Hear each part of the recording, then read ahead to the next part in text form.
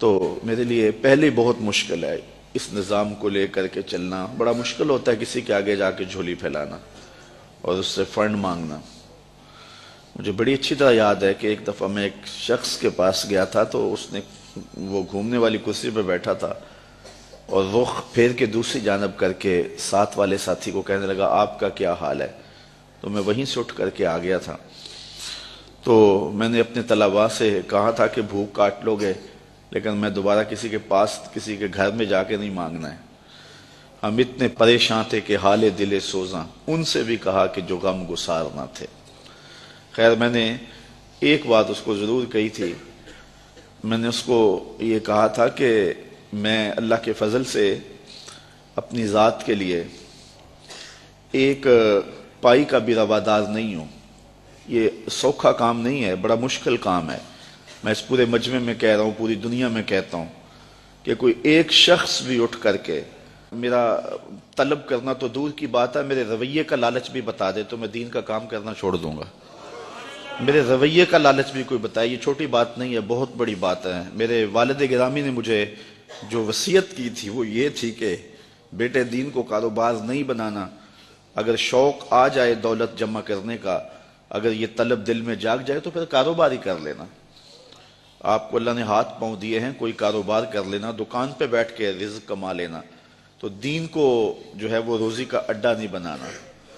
تو اللہ کے فضل سے آپ نے میرے رویے سے بھی, میرے طرز زندگی سے بھی یہ بات نہیں دیکھی ہوگی. اور یہ بات کہنا بہت مشکل ہے جب علم کی بولیاں لگ رہی ہوں اور جب 50,000 ہزار روپے کے اندر تقریریں بک رہی ہوں تو ایک بندہ سویر سے لے کے شام تک کالا کالا رسول اللہ کا نغمہ لے کر کے گھومے تو یہ بہت بڑی سعادت ہے. تو میں تو اپنی ذات کے لیے بھی کبھی جو ہے وہ کوئی ہلکا اشارہ بھی کرنا مناسب نہیں سمجھتا ہوں. اور اللہ نے دل کو یہ استغنا کی دولت دی ہے تو میں نے اس کو جو ہے وہ ایک شعر بجوا دیا تھا.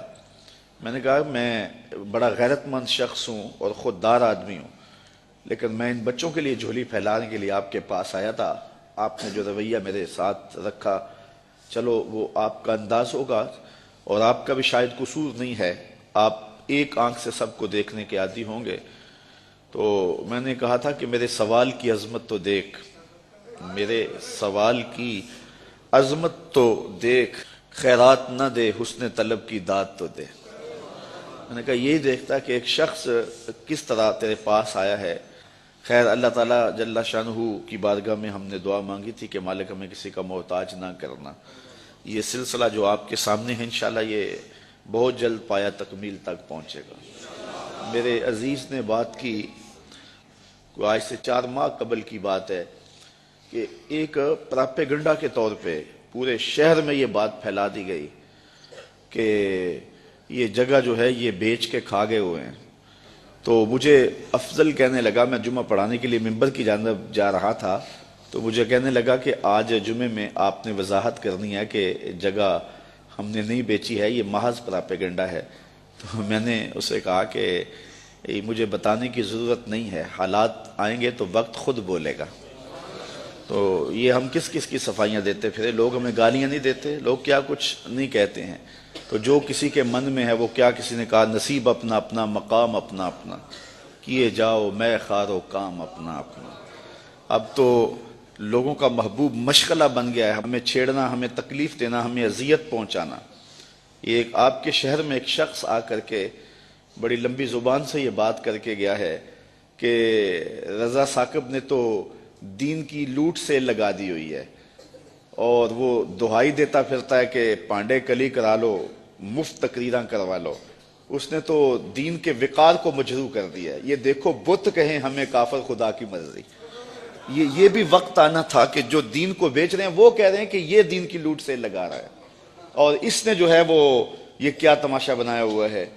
اللہ اکبر, یہ کیسا, یہ وقت بھی آنا تھا. ابن مبارک نے کتاب الزہد کے اندر لکھا ہے کہ حضور علیہ السلام نے ارشاد فرمایا کہ ایک وقت آئے گا کہ لڑکے اور لڑکیاں آوارہ ہو جائیں گے, ماں باپ کے کہے پہ نہیں رہیں گے. تو صحابہ نے بڑی حیرت سے کہا حضور کیا ایسا ہوگا؟ تو حضور نے فرمایا اس سے بھی شدید. تو صحابہ نے عرض کی حضور وہ کیا؟ فرمایا لوگ امر بالمعروف کرنا اور نہی عن المنکر کرنا چھوڑ دیں گے. تو صحابہ نے کہا حضور کیا ہوگا؟ فرمایا اس سے بھی عجیب۔ عرض کی حضور وہ کیا؟ تو حضور نے ارشاد فرمایا کہ اس سے شدید یہ ہوگا کہ لوگ نیکی کو برائی سمجھنے لگ جائیں گے، برائی کو نیکی سمجھنے لگ جائیں گے۔ آج جو اپنی تقریر کو 40,000 میں بیچتا ہے وہ کہہ رہا ہے رضا ثاقب نے دین کو بدنام کیا ہوا ہے، یہ دین کے وقار کو مجروح کر دیا ہے، دین کو سستا کر دیا اس نے، اور اس نے لوٹ سے لگائی ہوئی ہے، یہ مفت تقریریں کرتا ہے۔ تو میں نے کہا صاحب میں کب مفت تقریریں کرتا ہوں؟ یہ تمہیں غلط فہمی ہے کہ میں مفت تقریریں کرتا ہوں، تم تو 40,000 میں بک جاتے ہو اور میرے سامنے تو بندہ اپنا آپ بیچ دیتا ہے، ساری زندگی پیچھے پیچھے رہتا ہے، تم تو 40,000 میں اپنا سودا کر لیتے ہو، وہ تو ساری زندگی نام لگا دیتا ہے۔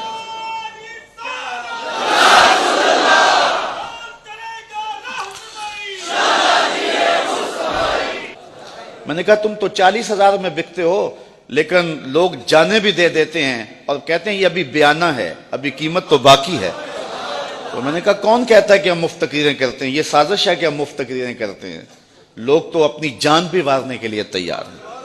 یہ رات بھی لوگ موجود تھے، عصر کے بعد بھی تھے، سحری کے دم بھی تھے، اس وقت آج بھی ابھی تک بیٹھے۔ کون آتا ہے؟ کس کے پاس وقت ہے؟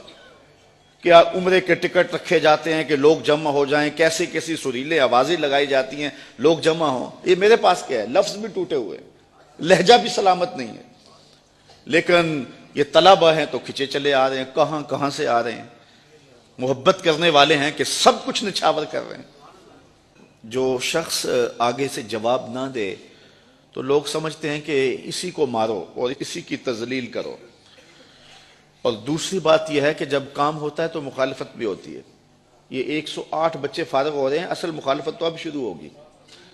تو مجھے ایک صاحب ذمہ دار ہیں، بزرگ ہیں، تو وہ کہنے لگے کہ کچھ لوگوں کے کنایتم جو ہے وہ ذکر کرنے کے بعد کہ یہ سارے لوگ آپ کی مخالفت کرتے ہیں، آپ کا مقابلہ کر رہے ہیں۔ تو میں نے بڑے حیرت سے کہا میرا مقابلہ تو نہیں کر رہے۔ کہنے لگے نہیں تم بولے آدمی، تمہیں نہیں پتا، یہ تمہارا مقابلہ کر رہے ہیں۔ میں نے کہا صاحب میرا مقابلہ نہیں کر رہے۔ کہنے لگے نہیں تمہیں نہیں پتا، یہ تمہارا مقابلہ کر رہے ہیں، اور کھلے اور کچھ باتیں انہوں نے سنانے چاہی۔ میں نے کہا کیسے مقابلہ کرتے ہیں؟ میں ایک مہینے میں 70 درس دیتا ہوں، اگر یہ 71 دے تو مقابلہ ہونا۔ میں 70 ایک مہینے میں اللہ کی توفیق سے درس دیتا ہوں، اگر یہ جو ہے وہ مقابلہ کریں تو 71 یا 72 دیں تو مقابلہ ہوگا۔ تو آج اللہ نے ہمیں توفیق دی ہے کہ 108 طلبہ فارغ ہوئے ہیں، اگر کوئی مقابلہ کرنا چاہے ہمارا تو ہمیں خوشی ہوگی کہ وہ 109 فارغ کرے۔ کاش کہ ایسے مقابلے کا ماحول پیدا ہو جائے۔ فاستبقوا الخیرات، اس مقابلے کی ترغیب تو رب نے بھی دلائی ہے، نیکی کے کاموں میں ایک دوسرے سے آگے بڑھنے کی کوشش کرو۔ کاش کہ اس طرح کے مقابلے کا ماحول پیدا ہو جائے تو یہ ہمارے لیے خوشی کی بات